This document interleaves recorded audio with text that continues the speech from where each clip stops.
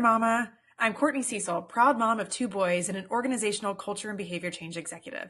And I'm a believer in building a movement to help the burned out, overwhelmed working moms reclaim their control and free time so that they can confidently remain in the workforce without losing the sanity or themselves. Now, let's get started. Hey y'all, welcome back to another episode of the Life Management System. And inside this snack-sized episode, we're going to talk about procrastination and how, for many people, it is the single biggest form of self-sabotage. It is what is keeping you and holding you back from the progress you desire, from the goals that you're setting for yourself. And honestly, for most moms, the time freedom you're freaking craving. I mean, I feel like that is what unites moms all together is we are just so desperate for more times. So, as with everything else, I want to start by talking about why. Why does it matter that we procrastinate? What is it impacting? What's at stake? So, it might include missing opportunities. It might include getting time crunched, which particularly at work might enable or leave us sacrificing quality. It might add more stress. And I don't know if y'all are anything like me, but I'm willing to bet that when you are stressed, you're projecting that on others. You're projecting your stress onto your family, onto your teammates, onto your direct reports. So that stress is a byproduct of procrastination. And that mental load just continues to get heavier and heavier and heavier the more you procrastinate and the closer you get to those deadlines. Procrastination also potentially risk, like if this is a little bit more extreme, but risk you damaging your reputation because you might miss commitments or it goes back to that quality thing. So many of us, despite knowing procrastination does not serve us, continue to do it. And we continue to spiral. But why? Why are we, if we know something's not good for us, why are we doing it? It's kind of, kind of like junk food, right? Or for me, it's wine. Like, I know broccoli's better for me, and yet I still prefer the wine. So, as it relates to procrastination, if you were doing it, it could be because of a fear of failure. Perhaps you are lacking in confidence. Perhaps you just are a little bit nervous about your ability to deliver. Or it might just merely be a byproduct of not being motivated. I think about my day job. So, my day job, I lead culture at a global bank. And I spend most of my day creating slide decks. And it is the biggest freaking ball and chain. Like, I'm not bad at it, but I really don't enjoy doing it. It feels really heavy anytime I am obligated to create a new deck and this, start from scratch and start putting the words on a paper. So I'm just frankly often not motivated to do it. So that might be a reason I procrastinate. And sometimes, especially with those slide decks, I'm just overwhelmed too. I don't really know where to start. I have my outline that I've agreed to with my boss, but there's a big leap between the outline and actually getting some of that hard thinking started. So sometimes it's that overwhelm that causes us to procrastinate. Or it might be that we are problem solving other people's stuff. So we get some form of short term relief when we are solving other people's stuff, but that is a form of self procrastination. And for a lot of people too, it's just, distraction, ADD, whatever it may be. Like we're pinging all over the place, mom brain, whatever. I'm sure I'm in good company there. So I want you acknowledging that procrastination only matters though if it's an actual priority. If it's not a priority, just don't do it. Don't add it to your to-do list. Don't let that become something that encumbers you from being able to let your hair down and have fun. Because oftentimes, I'm willing to bet that the majority of the people listening to me are some form of type A, very high standards for ourselves. It is in the interest of those high standards that you are continuing to try to make yourself better. But the thing about that type A personalities, we have tendencies to add stuff to our to-do list and add stuff and add stuff and add stuff. And that often leaves us feeling chronically overwhelmed and chronically behind on life and triggers this level of stress that once again we are projecting onto other people. So unless it's an actual priority, I don't want you worrying about procrastination. I want you, in fact, to check that shit off your to-do list and never add it back. And if you get around to it, great. But if not, then that's fine too. Okay. Okay, so moving on, there are many ways that we get in our own way, and that we let procrastination creep in. So when you're more aware of them, it allows you to better manage them. So sometimes we avoid these priorities by making ourselves busy or over planning or over committing because goodness, isn't that a convenient excuse? I can't get around to that priority because I am so busy with all these other tasks. But those other tasks are just a way to convince ourselves that we can't get to the things that we really need to get to. So that is, I'm going to call bullshit. If it's a real priority, you're going to treat it like a real priority. Sometimes too, we procrastinate because we're waiting for conditions to be perfect, or we are endlessly prepping, endlessly tweaking. So I think about myself at work and these really mentally exhausting slide decks that I have to create. For me, my perfect condition would be Friday when nobody else is in the office. Nobody is chirping in my ear because I live in cube land. We do not have closed offices, unfortunately. And by living in cube land, I am hearing everybody else's phone calls. It is downright obnoxious. But if I waited until the conditions were perfect, I would never actually get my job done. And that's just an excuse. I need to get started. Um, Another thing that keeps us procrastinating is multitasking. And by multitasking, we're avoiding fully committing to the things that we know need to get done, the actual priorities, the things that are often more difficult, but also have higher impact to whatever it is that we're trying to accomplish. And then as moms, this is common, we sometimes just prioritize other people's stuff.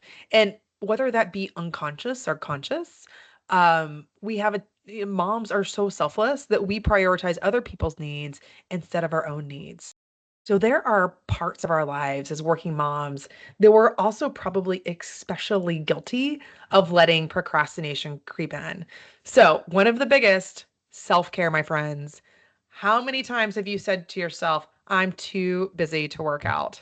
Once again, I'm going to call bullshit. So that was me for years and years and years. In fact, even before kids, that was my mindset. It was, I can't because of my shower schedule. I can't because of these deadlines. I'm so busy at work. Excuse, excuse, excuse.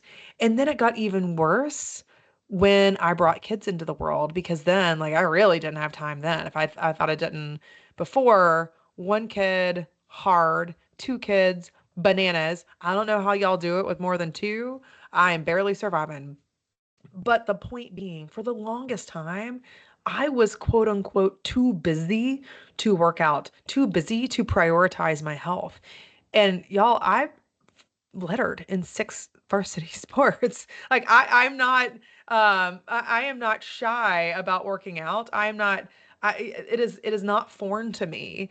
In fact, I love physical activity, but I really had myself convinced I was too busy.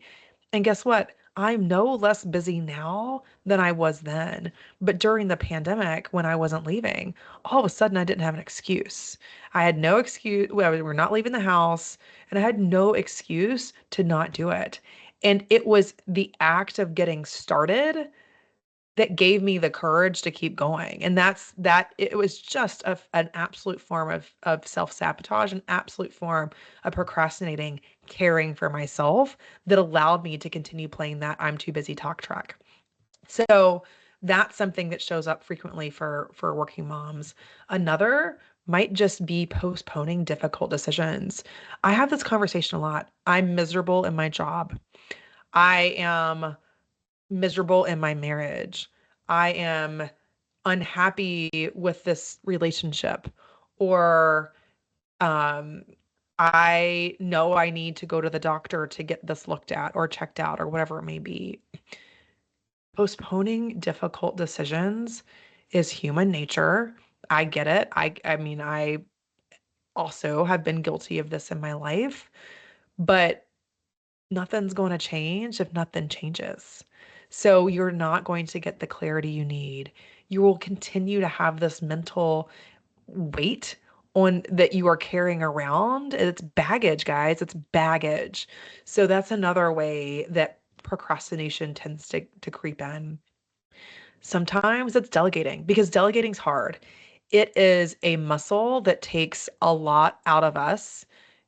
It's really hard to let go of control. And in fact, I have an entire podcast episode on that. Like, if you have struggled to let go of control, it's a good one. Please go listen to it. I really think that that is inherent to many type A's as well. Delegating can be a challenge. It's hard to ramp somebody up. It's hard to relinquish control. It's hard to trust others, but it's necessary for us to be at our best. So delegating is another way, or nor not delegating is another way that we tend to procrastinate. Um, for many people too, we frequently procrastinate financial plannings and savings or whatever, whatever big, bold thing you need for your future. It's future feels like forever, but it's not. So many people procrastinate, unfortunately, prioritizing their future, prioritizing their will, prioritizing putting all of their assets in a trust. So, heaven forbid something happens to them, prioritizing, let's see, figuring out what happens to your kids, heaven forbid if something happens to you. So, there are all kinds of really big things that we tend to prioritize because we're focused on what's right in front of us. So that's another form of procrastination. And then personal development's a big one too, particularly for women. We're too busy to invest in ourselves because we're so busy investing in others. And that also includes our mental health, friends. Like, sometimes by not investing in ourselves and our own development, we are sacrificing our own mental health. So I've talked a lot over the past 10 minutes about the ways that we let procrastination get in our way. Sometimes the way to actually address it is just to be aware of how we let it creep into our lives. But if you want to get super tactical on other things you can do and systems you can put in place to avoid procrastination, think of these. So, one, get super clear on whether something is an actual priority, because if it doesn't have a looming deadline and it doesn't feel like it's urgent, then sometimes, just like I talked about, putting a will or trust in place or saving for the future or whatever it may be, if it doesn't have that urgency, then we're more likely to not address it. But if it's a priority, it needs done, okay? So that might be why. The second thing, if you find yourself procrastinating often, try to break the task into smaller steps that are more digestible, that are more snack sized. You know, I love that word. That make it feel a little less intimidating. So that's something that you can do to overcome procrastination. Set a deadline. So going back to, if there's no sense of urgency, then sometimes we tend to kick the can. Create that urgency for yourself. Put a control in place that you will end up having to pay extra money if you don't meet it to something, or you will sacrifice something you enjoy for, like whatever it may be, put controls in place to actually superimpose a deadline. So that way it creates that sense of urgency for you. And then last but not least, just get started, man. Just get started. Focus on progress, not perfection. I promise that action will bring you clarity. Action will bring you confidence that you can get it done. Action will bring you that mental peace because you know you're tackling something that is an actual priority. And to tie this up with a bow, I talked a little bit at the top of this podcast about if it's not a priority, then don't even add it to your to-do list. And I think that, there are sometimes things that we know we need to get done that might not be a huge priority, but are still important. Things like signing permission slips for your kids or ordering new batteries for whatever favorite toy of the week. Those are things that you can just tackle immediately. Don't add it to your to-do list. If it takes less than 2 minutes, just take care of it right on the spot because that too will help manage that load of your growing to-do list. So, um, hopefully that gave you some things to think about if you find that you are often procrastinating things that you know are important.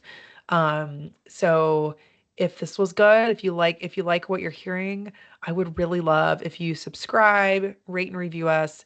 It will help us grow. It will help us get in front of more working moms that just need a little extra love and some things to think about.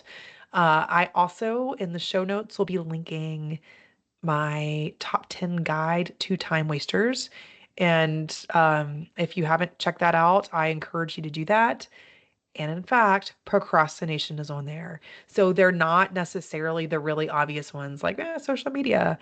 Yes, screen time is, of course, one of our biggest time wasters, but procrastination is another one. So check that out. You can find it at www.workingmomsmovement.com/time dash wasters, or you can grab the link in the show notes.